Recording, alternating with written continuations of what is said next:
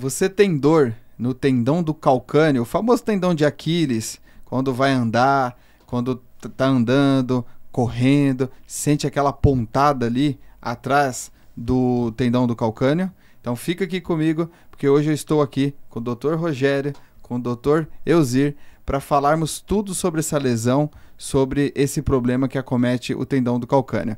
Dr. Rogério, Dr. Elzir, muito obrigado pela presença de vocês.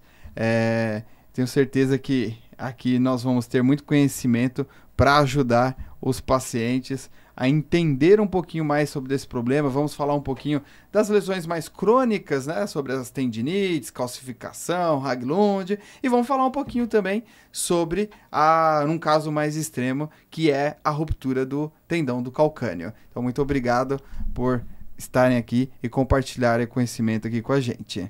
Então vamos começar falando aqui sobre esse tendão, e para as pessoas leigas que estão nos escutando em casa, né, o nosso objetivo aqui do podcast é sempre trazer informação para aquela pessoa que não é da área, para que as pessoas entendam, e para que elas possam entender sobre o que elas têm, é interessante que elas saibam um pouquinho sobre o que é o tendão, o que é o tendão do calcâneo, o que ele faz, qual que é a função dele, aonde que ele está. Vocês podem explicar para a gente um pouquinho, por favor, para as pessoas em casa entenderem? O tendão calcâneo, ele é o final, né, da musculatura do posterior, né, da perna. Ele é a extensão aí, vamos dizer assim, dos gastrocnêmios, né, medial e lateral, que vão, à medida que vão chegando perto da parte óssea, né, do calcâneo, vira a parte tendínea, né? E ele é responsável pela transmissão de carga, né, da musculatura para o osso, né? Então o tendão ele liga aí grosseiramente o músculo ao osso e é o responsável principalmente aí pela flexão, né? Colocar o nosso pé para baixo, que ajuda a gente na marcha, né? Toda vez que a gente anda, a gente está forçando aí essa musculatura e usando o tendão calcâneo para andar. Ou seja, dizem que a panturrilha é o segundo coração, ou seja, é um tendão que tem um músculo que é extremamente ativo, que é ativado a todo momento e gera muita sobrecarga.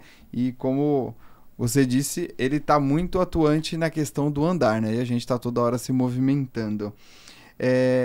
O que mais acomete esse tendão? O que começa a acontecer? Por que ele começa a ser sobrecarregado? O que vai acontecendo com ele?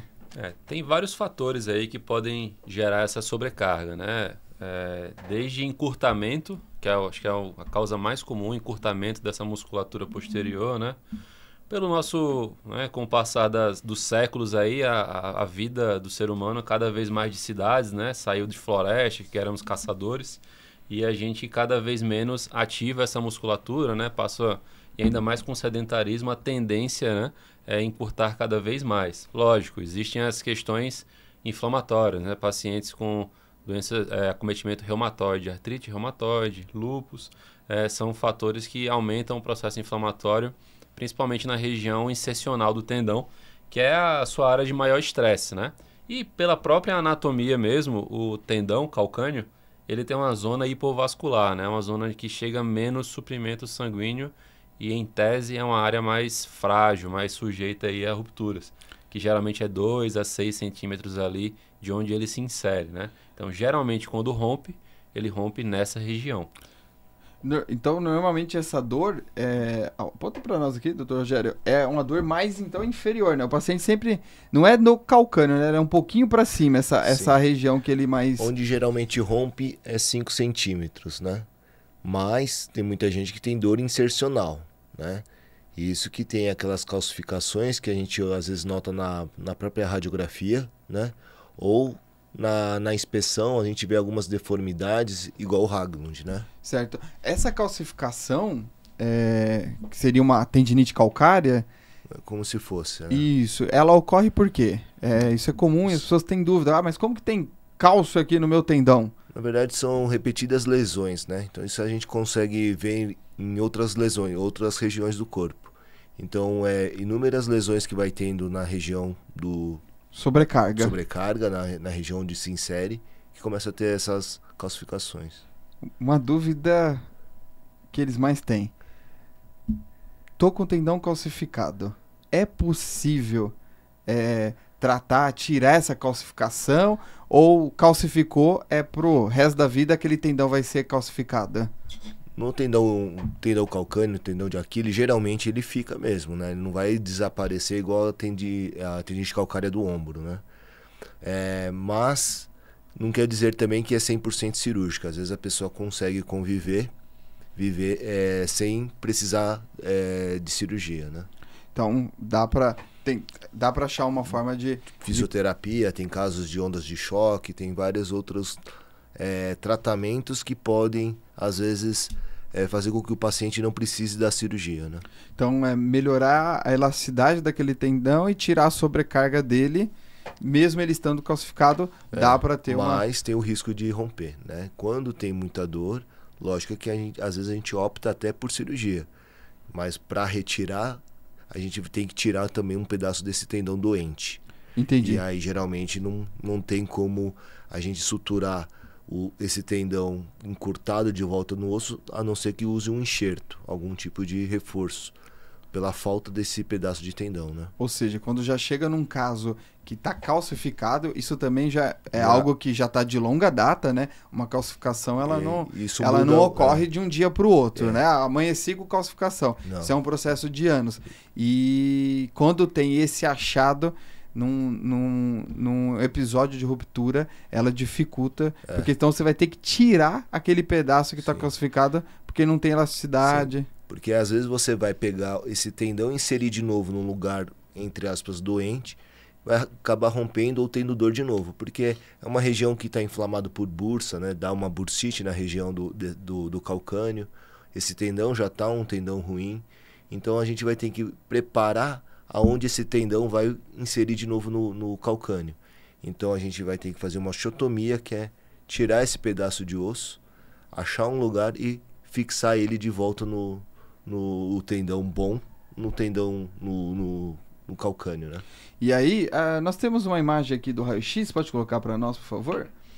Aqui seria o Haglund. Explica para nós o que seria esse Haglund. Basicamente seria essa proeminência aqui. É como se fosse o esporão do pé? É como se fosse, mas na verdade quando tem o esporão, o mais que o pessoal costuma falar, Sim, seria a fascite plantar, que seria mais embaixo, né? Seria uma calcificação aqui, da fáscia plantar. É aquela dor que às vezes a pessoa fala que para colocar o pé de manhã é ruim e depois melhora, mas aí seria na sola mesmo, né? Sim. Na região do calcâneo. Aqui seria mais perto da inserção e aonde o calçado às vezes pode pegar, por isso que alguns calçados podem prejudicar, incomodar, e fica aquela região inflamada, vermelha, e que dói pela reação até de bursite mesmo. Então quando a gente vai fazer uma cirurgia, a gente nota que tem uns tecidos como se fosse inflamatório, que é a bursite lá, que é tipo uma esponjinha, né? Que fica em volta do tendão. Acho que é importante as pessoas entenderem que esse osso, né, que é o esporão, na coluna é conhecido como bico de papagaio, ele é um osteófito, ele é um osso que cresce, que o próprio corpo vai formando, mas que em determinados casos ele pode prejudicar, mas em alguns, que nem o osteófito na coluna, ele não gera alteração. É o próprio corpo que vai formando ali uma estabilidade, vai criando o osso. Mas nesse caso aqui do Haglund, então, se ele estiver comprimindo, ele tem que aí fazer o processo cirúrgico para retirá-la. É que, na verdade, quando você vai colocar vai reinserir o tendão nessa região, é muito ruim. Pode passar a próxima foto. Aqui nessa imagem que vocês trouxeram, dos pés. Pode passar, por favor? Não é essa. Era uma foto dos pés. Cadê? Isso. Ele fica... bem permeado, né? Nessa região onde geralmente fica encostando no calçado. Então, lógico, quando você orienta para numa tentativa de desinflamar, usar um calçado adequado, né? Então, às vezes a pessoa insiste de usar um calçado e às vezes precisa mesmo um calçado de segurança, que vai incomodar mais ainda. Um calçado duro, e isso daí só vai prejudicando e inflamando cada vez mais, né? Então, esse tendão, a gente tem alguns fatores aí que vão gerando sobrecarga nele. Então, a gente pode ter, para chegar nessa questão desse osso, demora anos para acontecer, uma calcificação do tendão demora anos. Aqui a gente tem a imagem da ressonância, pode passar para a gente, por favor? Ele vai, aos poucos, esse tendão, aqui já tem um caso vocês vão explicar melhor, de ruptura, mas esse tendão, como ele vai recebendo sobrecarga, ele vai ficando espesso. Uhum. Nessa ressonância é um corte visto de lado, né? Então a gente vê o calcâneo, o talos, a tíbia. A gente vê aqui que ele se insere aqui no calcâneo. Então a gente vê o tendão preto. Quando a gente vê mais grosso, aqui está perto do normal, mas a gente vê bem mais grosso em alguns casos. E às vezes com a coloração diferente. Então, geralmente o tendão vê como se fosse mais preto mesmo, né? E quando tem essas falhas, ó, igual aqui, ó, quando tá branco, a gente vê o que? Um sangramento do tendão que rompeu. O outro, a parte, praticamente subiu um pouquinho mais, né? Certo. Então aqui a gente nota que a gente consegue ver que teve uma ruptura total do tendão, né? E nesse caso, normalmente sempre procura tentar fazer um tratamento conservador sem ter ruptura. Até se for uma lesão parcial, seria já cirúrgico, ou ainda dá para tentar um tratamento conservador se ele não rompeu totalmente? Vamos supor, rompeu só 50% das fibras do tendão. É que assim, eu acho que o tendão calcâneo a gente consegue observar muito bem pelo exame físico. Então, na verdade, eu confio muito mais no exame físico do que o ultrassom. A ressonância também, às vezes, quando você interpreta em algumas imagens, ou o radiologista, ele pode colocar lesão parcial, só que às vezes eles imaginam que tem alguma fibra e às vezes não tá. Quando você abre, tá total. Então, o tratamento cirúrgico, eu falo assim, é sempre cirúrgico? Não. Uhum. Então, por exemplo, você pega uma paciente de idade que anda um pouco, ou às vezes que tem um risco muito aumentado, ou diabético, ou fuma muito, tem um risco muito aumentado de dar problema. Às vezes não compensa, né? Tem um grande risco de infecção, de dar alguns problemas, que lá na frente pode ser pior para o paciente do que ter operado. Então, na verdade, são outras, dependendo do risco, são outras comorbidades. Sim. Que impedem a pessoa de ir para a cirurgia. Sim. Isso é importante, às vezes, até para pensar assim, não, então rompeu sempre é cirúrgico? Não. Na verdade, você tem que ver o paciente mesmo, né? Então, se você pega o risco muito aumentado de dar complicações, usuário de droga não vai obedecer o pós-operatório, vai dar um problema de cicatrização, fuma demais, sabe? Então tem algumas comorbidades, alguns problemas e é uma região muito ruim de cicatrizar. Eu, graças a Deus, nunca tive nenhum problema de deiscência muito grave, mas na verdade, assim, tem casos que eu já vi que dá um problema muito sério. E aí você realmente precisa rodar um retalho, uma cirurgia muito maior para corrigir um problema que às vezes depois não vai ter como resolver, né? Então, por exemplo, um paciente de 80 anos, 90 anos, não sei, depende muito lógico, é bem saudável, bem cuidado, eu acho que vale a pena operar. Jovem, geralmente 100% a gente opera mesmo, senão perde a função. Igual ele falou assim, o tríceps sural, o gastrocnêmio e o sóleo. Você perde todo esse músculo que você falou, o coração, né? Que ele ajuda a bombear o sangue de volta ao coração. E também ele que ajuda a manter o pé, né? Sem ele, não vai conseguir ficar na ponta do pé. Temos os outros tendões, né? O flexor do átalo, dos dedos e o tibial posterior, mas não é eles que vão conseguir fazer um trabalho de impulsão tão forte. São músculos muito pequenos, né? Com uma área de secção transversa ali até de feixe, né? Vamos falar assim, de tamanho mesmo. Eles têm um tamanho que não vão conseguir compensar a questão da panturrilha, né? A panturrilha é essencial na hora que a gente anda, para agachar.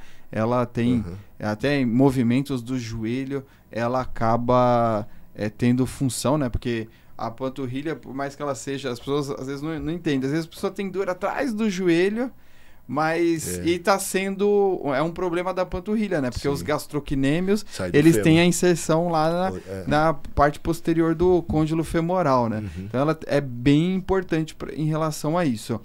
Nesses casos, vamos supor então que são conservadores, então, que aí vão entrar mais os casos de tendinopatia, o tendão tá espesso, mas não rompeu, vai para um tratamento conservador. Normalmente essas pessoas têm dor para... É bem comum um público que aparece muito com esse problema são os corredores, né? Uhum. O corredor, ele costuma ter essa dor. Inclusive, hoje avaliei a palpação, aquela dor de encostar já incomoda, mas tem alguns que já começou a correr, já dói, alguns, na hora que aquece, passa, outros já a dor piora conforme for correndo. Uhum. Nesse caso, antes da gente já ir pro cirúrgico, nesse caso das tendinopatias crônicas já com espessamento, mas que não tem ruptura, qual que é a orientação que vocês passam para esses pacientes? Nesses casos crônicos, né, de pacientes que ativam muito a musculatura, além do dia a dia, né, atividade física, corrida, essas coisas, tem que avaliar a causa base, né, avaliar como um todo o paciente do porquê dessa dor, né. Tem vários processos aí que podem ser, desde uma entesopatia que ele tinha lá de antes, e aí começou a fazer uma atividade física, ou o gesto esportivo dele não tá legal, tem que fazer algum ajuste. O próprio calçado, né? Aí o tênis é fundamental. Quem é corredor tem que ter pelo menos 2 pares aí, ficar intercalando aí um com o outro. E a sobrevida, vamos dizer assim, na quilometragem dos tênis de corrida tem que ficar trocando de tempos em tempos, periodicamente. E tem que avaliar também se essa dor começou depois de um ajuste de treino, né? Aumentou a carga, está treinando agora para uma maratona. Então, todos são fatores que tem que avaliar. Lógico, além da parte de patologias, né? Doenças de base, para deixar isso aí no prontuário elencado e tratar a causa. No caso da tendinopatia insercional, né? Que não seria o caso da questão da ressonância, a insercional, como você falou, é algo crônico, né? Ninguém amanhece com a calcificação no tendão. Então, é um processo de tração, porque gera um processo inflamatório crônico, e cronicamente o corpo humano, né, na tentativa de cessar o insulto inflamatório, ele começa a depositar cálcio lá. Na tentativa mesmo de travar o movimento, porque aquilo é uma agressão. Toda vez que ele corre, o corpo observa como uma agressão, né? Seja por encurtamento, que é a causa mais comum, seja por uma pisada errada, né? A marcha mais supinada. Então, tem que avaliar isso aí até fazer realmente treino de marcha, até às vezes precisa fazer para andar corretamente e aí, por tabela, correr corretamente. Avaliando caso a caso, tratando direitinho, assim, nos casos que não tem ruptura, mais a tendinopatia, um bom segmento com fisioterapia e fortalecimento, na maioria dos casos, resolve e vai bem, né? Sem nenhuma limitação. Sim. Eu tenho até um caso aqui, porque é padrão, né? Ou vem essa tendão do obeso, né? Sedentário obeso, que aí é muita sobrecarga lá na região inferior. Mas o que mais chega para nós na clínica são os esportistas. E aí, lógico, tem tendinopatia, tendão do calcâneo no futebol, mas o que mais aparece são os corredores, né? Que nem esse caso desse paciente, ele sempre correu, já fez meia maratona, umas 5, 6 meia maratonas, mas parou aí, não quis ir para maratona, só fez meia. Só que 5 meses atrás, o filhinho nasceu, parou de correr, ganhou peso e perdeu volume. Voltou a correr, voltou com dor. Ele é um caso que ele tem dor à palpação, a dor começa no primeiro km, depois aquece e passa, ele consegue correr, mas depois ele fica com muita dor. E aí entra vários ajustes. Eu fiz os testes de força, ele tá com muita fraqueza da panturrilha. Para um cara, ele tá com mais ou menos, pelo que me falou, 100 quilos. Ele tá com muita fraqueza da panturrilha, muita fraqueza dos outros músculos do pé, né? Porque as pessoas acabam cometendo um erro. A gente não tem na perna e no pé, tornozelo, perna, só a panturrilha. Ela é importantíssima porque é o músculo com maior área. Mas nós temos ali os músculos que atuam na supinação, na pronação, que é o tibial posterior, fibulares, que é o foot core. E ninguém malha pé e tornozelo na academia. Eu nunca vi ninguém na academia, em nenhuma academia, alguém fazendo exercício para os pés. É a mesma coisa para o punho, né? É raro ver alguém isolando o punho. Então isso é um déficit. E no caso dele, além disso, eu percebi que ele tem uma insuficiência de quadril. Quando eu testo os músculos do quadril glúteo, ele não sente glúteo, ele compensa. Ele acaba usando o tensor da face lata, a região de coxa, ou ele usa até a região da lombar para compensar a insuficiência glútea dele. E aí, quando a gente coloca ele na corrida, que a gente vai analisar, o que a gente vê? Ele tem um padrão de pisada. Ele vai com o calcanhar, mas ele pisa com o médio pé, ele pisa com a lateral do pé. E ele, basicamente, na fase de apoio, ele tá o quê? Com a parte anterior do pé apoiada. Ou seja, ele vai exigir muito mais da musculatura. E aí, quando... Vou colocar aqui, ó. Nessa fase aqui... Quando ele está no apoio médio, que é onde a gente tem mais carga, notem, olha como que o joelho dele fica muito anteriorizado. Aí o que acontece? A insuficiência do quadril dele, ele não flexiona o quadril, isso anterioriza o joelho, só que na hora que ele anterioriza o joelho, foi o que a gente falou, o gastrocnêmio está onde? Ele está lá atrás do joelho. E aí o gastrocnêmio...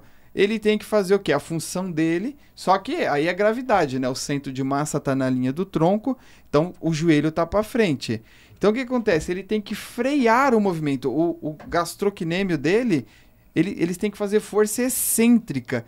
Só que ele está fazendo a força excêntrica dele e ainda está vindo do quadril. Então, num caso desse, a gente tem que tratar o pé. Aí é difícil tratar essa dor, porque é um tendão que já está espesso, a gente começa a fazer liberação miofascial, soltura. Esse é um paciente que muitas vezes, ele até não, mas alguns que são crônicos, que aquela dor, a palpação, normalmente ela, mesmo o paciente correndo, pulando, quando palpar vai doer, não melhora, né? Como se o tendão ali fosse um... Vocês que abrem ali devem ver, parece que é um arame farpado ali. Tem região de... como se fosse uma bursite mesmo, acaba criando, né? Que aí fica espesso. Fica, né? Essa dor eu nem prometo pro paciente. Pode ser que tocando você sempre sinta dor.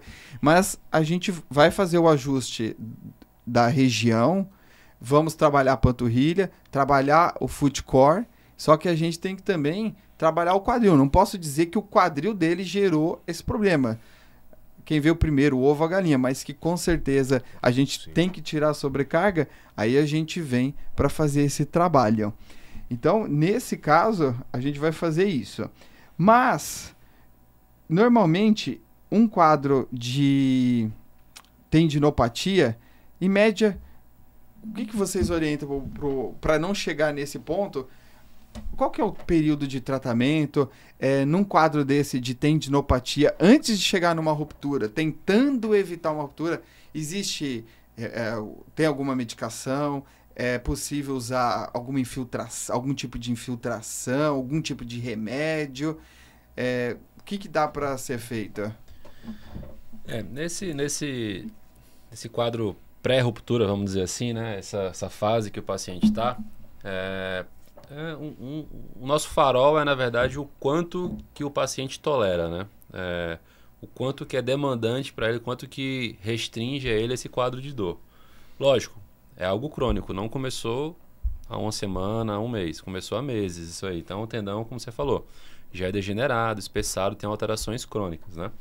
Existe sim tratamento minimamente intervencionista, vamos dizer assim, a literatura está iniciando nisso aí, né? Existe até medidas de infiltração local, né? Existe tratamento medicamentoso. Inicialmente, a gente lança a mão de tratamento sintomático, né? Alívio de dor, analgésicos, relaxantes musculares para controle de dor, enquanto o paciente começa a reabilitação que, a grosso modo, envolve muito fisioterapia e alongamento, né? Treino de marcha. Passou 2, 3 meses, vamos dizer assim, um cidadão médio, né? Atleta ali de academia, corre na esteira e trabalha escritório, né? A média geral da população é essa.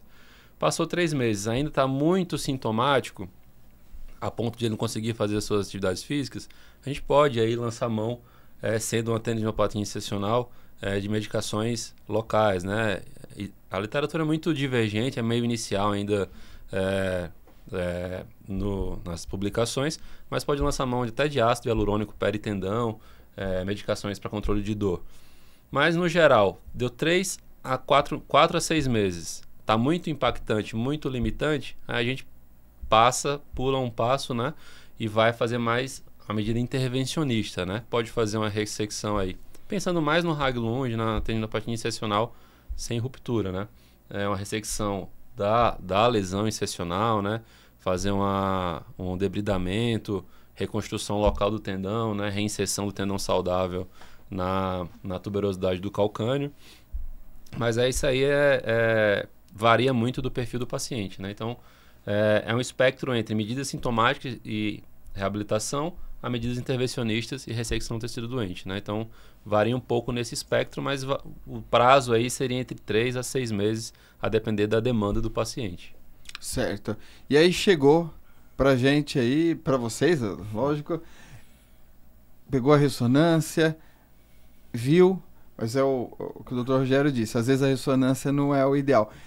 Vocês trouxeram aqui, pode passar um vídeo que tem um teste específico que é bem claro para mostrar. Que teste é esse e o que ele mostra?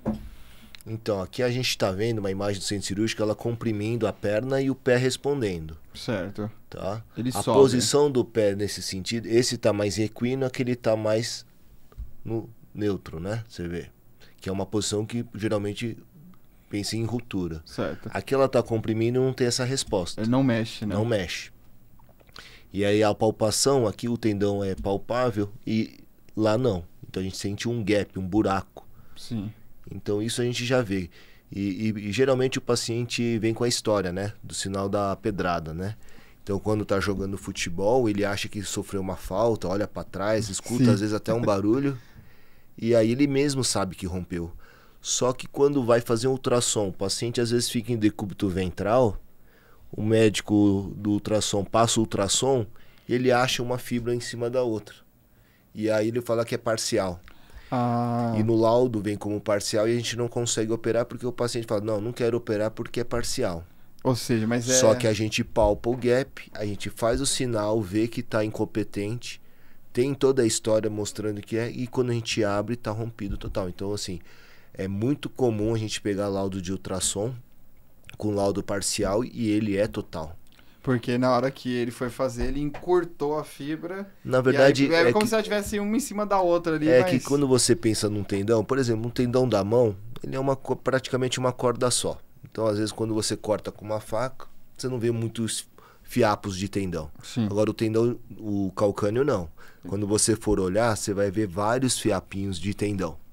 Então, na verdade, pode estourar um pouco mais para aproximar, outro para distal, só que tá rompido total. Só que um tá como se tivesse entrelaçado com o outro, mas tá rompido, entendeu? Entendi.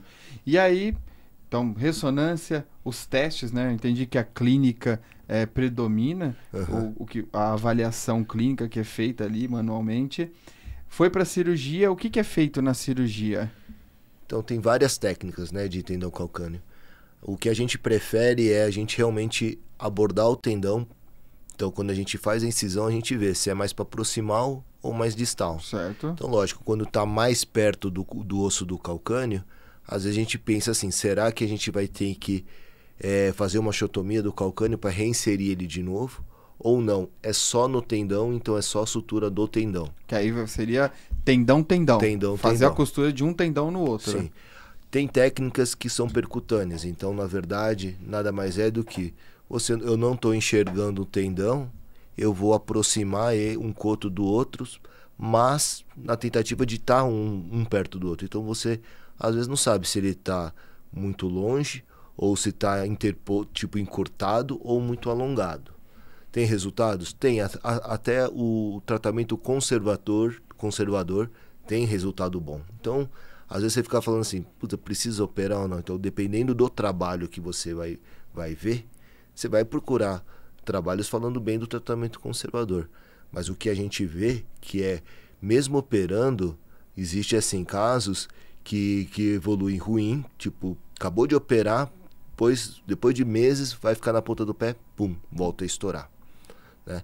Nossos casos que a gente opera, eu nunca vi o caso, eu só perdi casos com um mau fisioterapeuta. Sério? Isso é bom falar.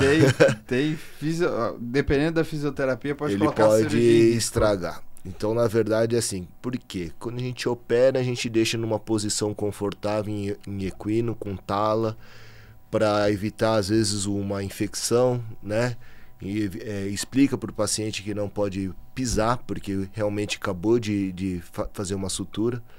Só que às vezes o paciente ou ele tira e sai andando, ou às vezes quando a gente manda para uma fisioterapia em 15 dias, tirou os pontos, vai para físio. Ele já começa a pôr o paciente de pé, tenta ficar na ponta do pé. Uma carga que às vezes é um paciente de 100 quilos, que vai jogar mais ou menos 50 quilos lá. Aí você pensa, será que a pessoa no pós-operatório colocaria uma carga dessa numa máquina? Não.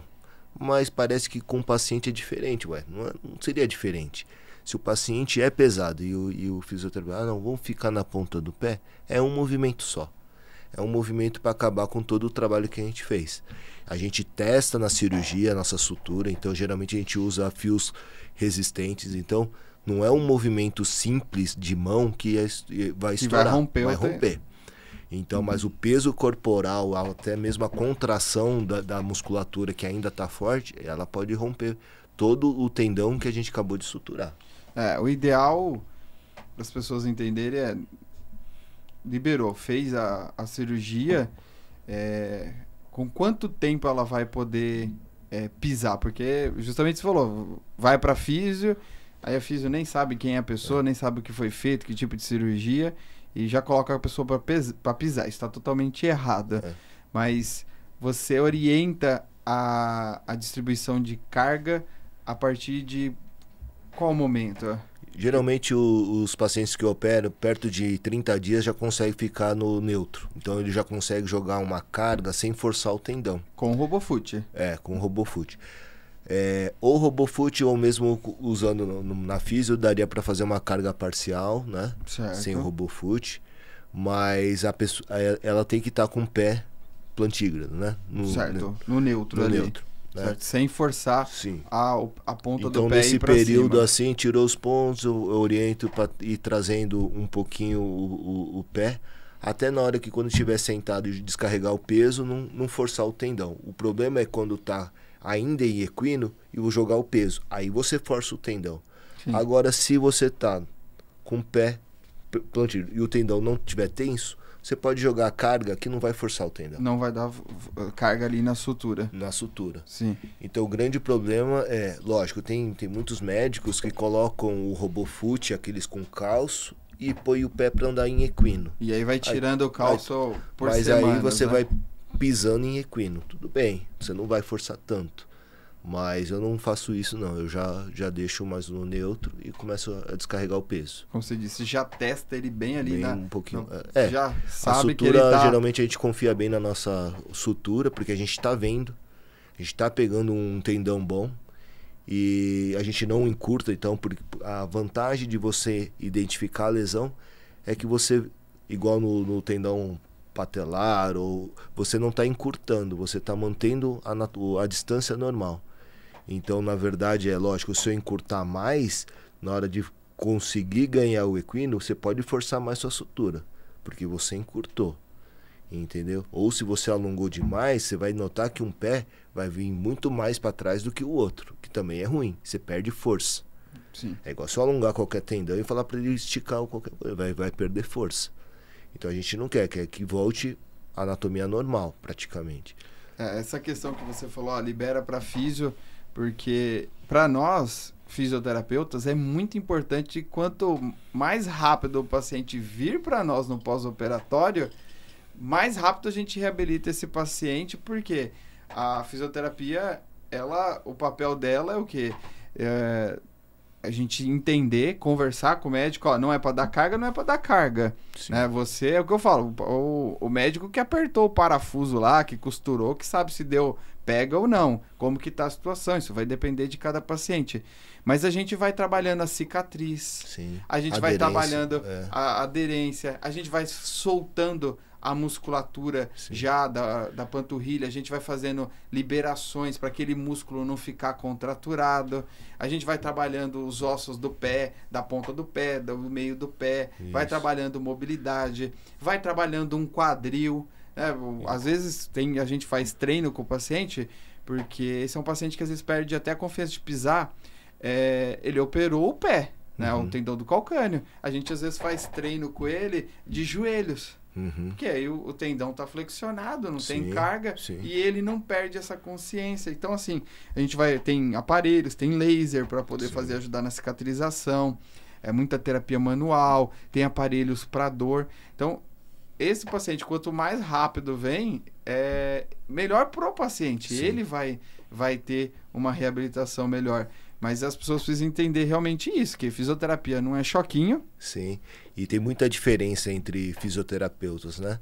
Tem fisioterapeuta que não quer aceitar ordem do ortopedista. Não é nem ordem, é sugestão.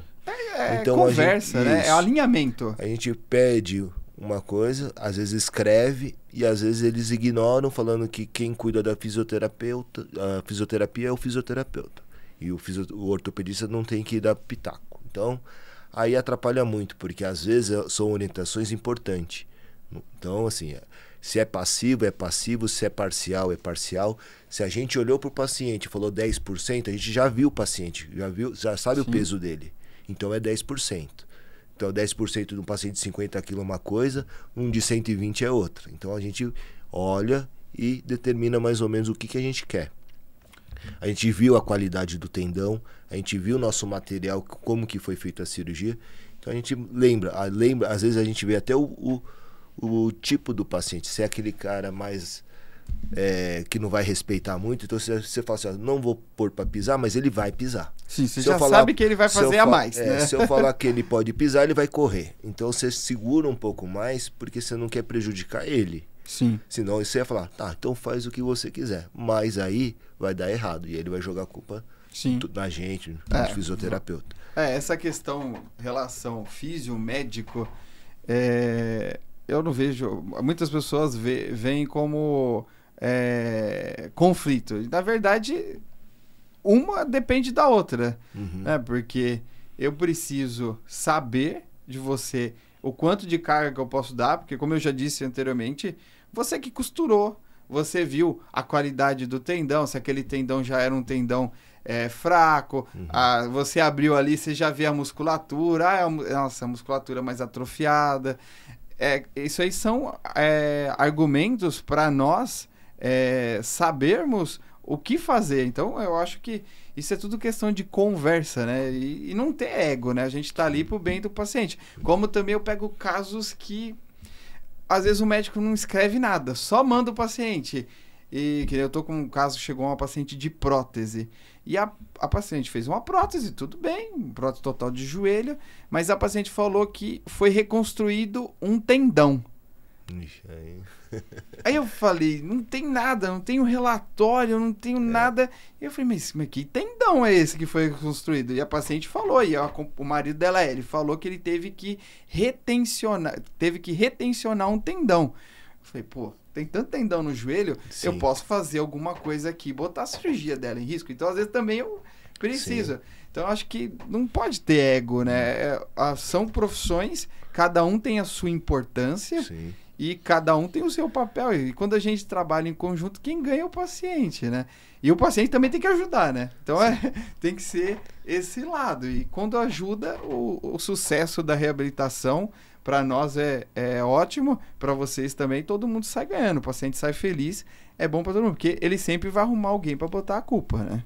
Quando der errado. Porque na cirurgia a gente demora. A gente não faz uma coisa assim rápida. Não quero fazer não é uma corrida para mim. Então a gente vai gastar um tempo necessário para ficar bom. E às vezes chega no pós-operatório e a gente não vê esse retorno, entendeu? Então esse é o problema. E às vezes a gente briga às vezes com o paciente. Por quê? Porque às vezes a gente recomendou fazer isso pro bem dele. E aí ele joga tudo pra fora.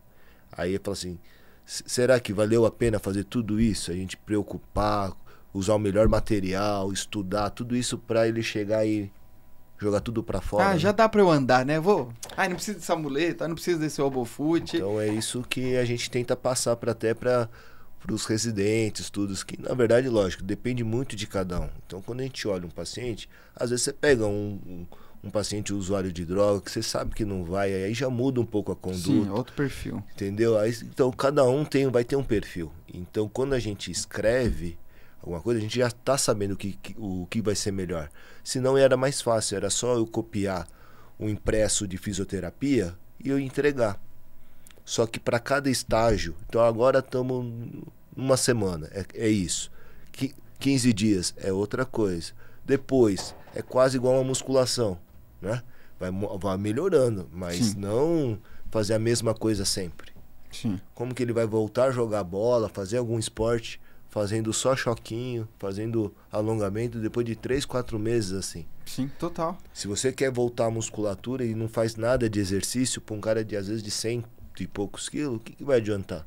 Né? Vai demorar muito tempo. É o que eu falo para os pacientes. Tá certo que nessa fase que não vai dar carga, tem que tomar cuidado, mas o resto do corpo não tá Sim. morto, né? E aí estoura o outro lado, que é muito comum. Sempre então, tem essa na verdade, assim, eu nunca eu reoperei o lado que eu operei, mas eu já operei o outro lado. É comum. A gente então, já viu, né? Então, às vezes você chega, fala assim, ó, já pode voltar a jogar, porque esse lado tá bom. Aí ele vai lá e estoura o outro. Sim. Né? Então, assim, quem tem essa lesão já tem um risco muito maior de ter. Sim. Então já teria que tomar um cuidado muito maior para voltar. Então se você já estourou e não estava tão bem preparado, se você vai voltar, eu penso assim, teria que estar muito melhor do que quando você estourou. Agora, por que você vai querer voltar pior do que estava? Então será que em 8 meses você está melhor do que quando você estourou? Se não tiver, para que vai voltar? Você vai estourar. A não ser que queira operar comigo. Mas é isso, né? E as pessoas têm que entender que não é só ir lá, opera de novo, né? Então. Você já passou por um trauma, né? Tem essa síndrome da pedrada. Uhum. Hoje a gente sabe que tempo, como que é a rotina, ir para centro cirúrgico. E aí você fez tudo aquilo e na hora que você tinha que tomar alguns cuidados, escolher um bom lugar para fazer sua reabilitação, ouvir o médico, a pessoa chuta o balde, faz o negócio tudo errado. Aí essa pessoa vai ter problemas maiores no futuro, pode ter artrose, pode ter desgaste porque não corrigiu da maneira correta. Então, vamos deixar um recado aqui para você. Se você tem essa lesão do tendão do calcâneo, escute o seu médico, tome a decisão certa, faça o tratamento correto. O médico que abriu ali, que operou, que sabe como que tá. Então, se ele falou que é para você não pisar, é para você não pisar. Então, se é para você fazer tal movimento, é tal movimento. Fisioterapia. Se você vai na fisioterapia, que você entra lá, é sempre a mesma coisa. E lembra os exercícios? Pode ir fazendo. Se você vê que todo mundo, você é um pós-operatório, tá fazendo a mesma coisa que todo mundo, que um senhor que tem artrose no pé tá fazendo, tá errado isso. E você também tem que entender que a fisioterapia é uma ciência, é uma profissão muito reconhecida no mundo, a fisioterapia brasileira é muito forte, mas esse tipo de fisioterapia que é um tratamento padrão não vai te ajudar. Então você precisa investir nisso e mudar as suas decisões, mudar a alimentação, fazer atividade física para ter uma vida tranquila e poder tocar sem problemas. Acho que aqui a gente abordou tudo sobre essa lesão do tendão do calcâneo para pessoas que têm tendinites, espessamentos, calcificação, Haglund. Falamos um pouco aí do pós-operatório, o que a pessoa basicamente pode fazer. A gente até gostaria de colocar vídeos de cirurgia, essas coisas, mas para vocês saberem, acabam que as plataformas acabam bloqueando os vídeos por questões de sangue, essas coisas, até para vocês entenderem um pouco melhor, mas infelizmente a gente não pode usar. Mas eu acho que aqui deu para entender bem como que é feita a cirurgia. Então eu agradeço, doutor Rogério, doutor Elzi, pela presença, pelo conhecimento. Tenho certeza que esse conteúdo vai ajudar bastante pessoas com esse problema. Obrigado. Peço que vocês se despeçam e deixem aqui no vídeo onde que quem está ouvindo a gente pode encontrar vocês caso precise de uma consulta. Eu que agradeço aí, pessoal. E se quiserem consultar, eu estou no Hospital IFOR, aqui em São Bernardo do Campo. Obrigado aí pela oportunidade. É importante essas orientações, né, na prevenção, tratamento e no pós-operatório. São todas etapas fundamentais aí que vão impactar nas próximas décadas aí, né? Então, não é uma coisa simples, né? Não é só pisar 10 dias mais cedo, não é só seguir a orientação médica, é um tratamento que vai impactar o resto da vida, né? E aqui no ABC eu atendo na Redidor, é só procurar por nosso nome lá, tanto em Santo André, São Bernardo do Campo, a gente atende aqui na grande região. Então, agradeço mais uma vez a presença de vocês. Se você gostou desse conteúdo, compartilha, manda para o amigo que está com esse problema e conte com a gente para poder ajudá-las.